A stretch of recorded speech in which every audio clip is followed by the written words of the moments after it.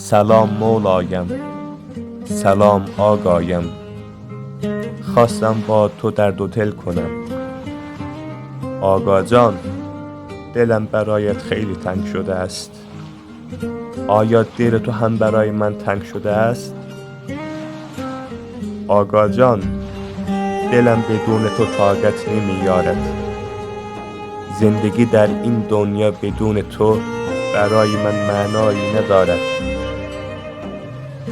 آقا جان، آنقدر گریه کردم که دیگر هیچ قطره اشکی برای جاری شدن از چشمانم باقی نمانده است.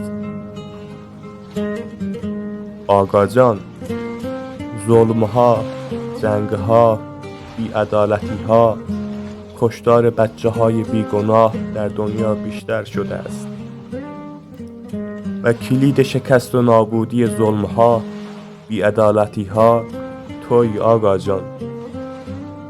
کجایی آقا جان؟ کی میایی؟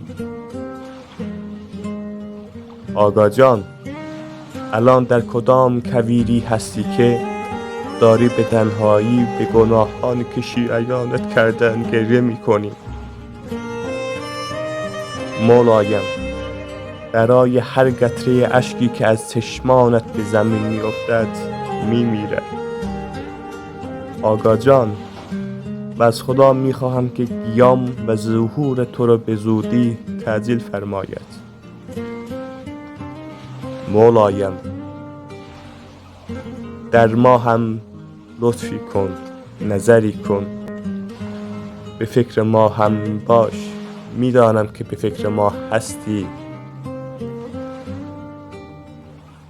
برای اینکه ما گناه نکنیم برای ما دعا کن آقا جان.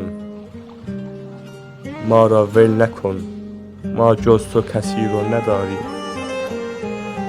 ما شما را دوست داریم، شما هم ما را دوست بدار.